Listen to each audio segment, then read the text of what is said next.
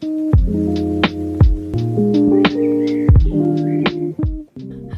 everybody and welcome back to my YouTube channel. This feels weird because on my vlogs I don't ever do an intro. Well, like a talking intro. I just don't like doing them, but glad you're here. Anyways, today's video I am so excited for because I honestly haven't done a thrift flip in a really long time. Every time I go thrifting, I pretty much like alter everything, but mainly in like very minor ways, like cropping or like shortening the leg of pants, or just kind of things that I could do with like scissors. That's it. But today I am turning this into this, and this into this, and this into this. So I'm really excited. I probably will do a really bad job of like explaining what I'm doing and everything, but I'm gonna try and just show everything. For now, I needed to get something from the thrift store that I can turn into a dress. I'm gonna try and challenge myself and like alter it in so many different ways. And then we also need to go to the craft store to get a lot of different things for everything that I'm making. I'm also kind of wanting to get some fabric and some elastic to make some scrunchies. Anyways, let's go. Okay, so this first item is just a PJ shirt. It actually came with the pants too, but I just wanted the shirt and it was about $4 from the thrift store. Really baggy. I just wanted to simply crop it. So I just folded it up and counted down the buttons and made a little mark, and I cut it there. I also left a little bit of room, maybe like an inch or so, since I'm going to be hemming it and sewing it so that it has room to fold over and not be too short.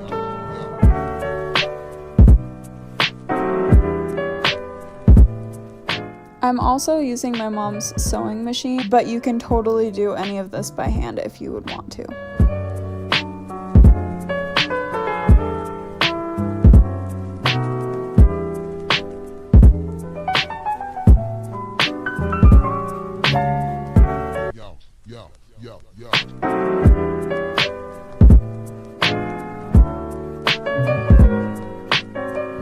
The second thing I got is honestly this quite terrifying nightgown. It reminds me of something from a scary movie or some dead old lady that's haunting you. Anyways, I am essentially doing the same thing that I did to the first shirt, is cropping it, but I'm adding a lot of pleating detail and a zipper in the back.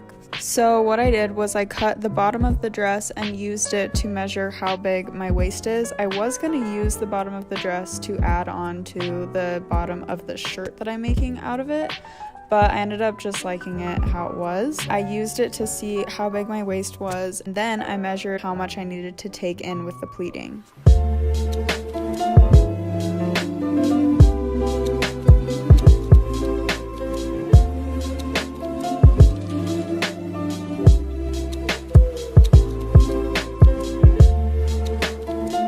The next thing I needed to do was add the zipper. Now this is fairly easy. They even have instructions with the packaging. So all I needed to do was sew the fabric of the shirt onto the fabric of the side of the zippers.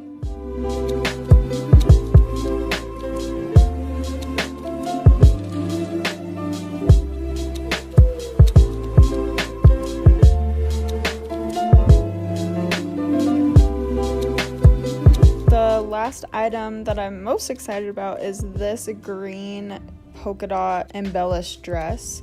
It doesn't fit me at all. The boobs definitely don't fit me.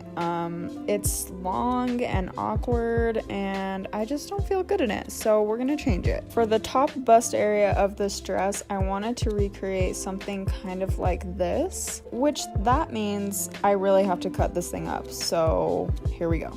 So I cut off the sides and the top, and I added a little slit so that I could add a sweetheart neckline. In order for me to sew it all right, I essentially need to take off the entire front bust panel of this dress anyways, so I ended up doing that. The first thing I did was take in the sizing in the boob area. Why am I so awkward? So I needed to like pleat the inside of the dress so that it would be smaller and more flat since I have no boobs. And I did that to both sides. Obviously, I'm gonna do it to both sides. Oh my gosh, I'll shut up.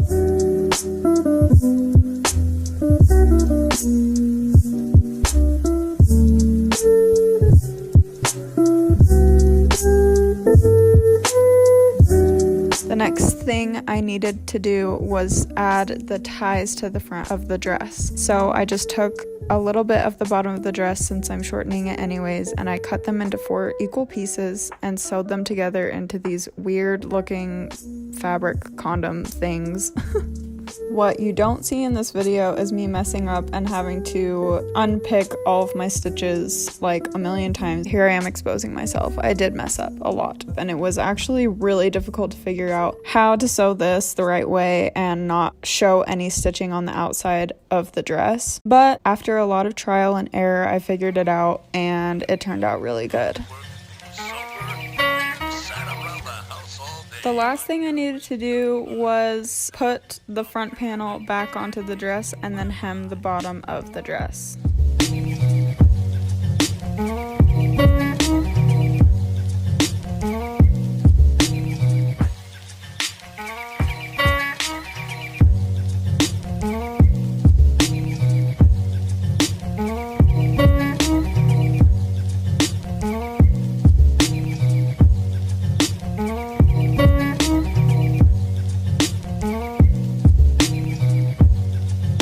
Okay guys, that's it for today's video. I hope you enjoyed it. I had so much fun making all the stuff, and I hope to come out with more videos like this. A lot of the things I did, I used a sewing machine, but you can totally do all this by hand if you want. And not all of my videos will have like something so complex like this dress. This definitely took a lot of time and thought to do. Thanks for watching. Make sure to subscribe and have a great day. Bye.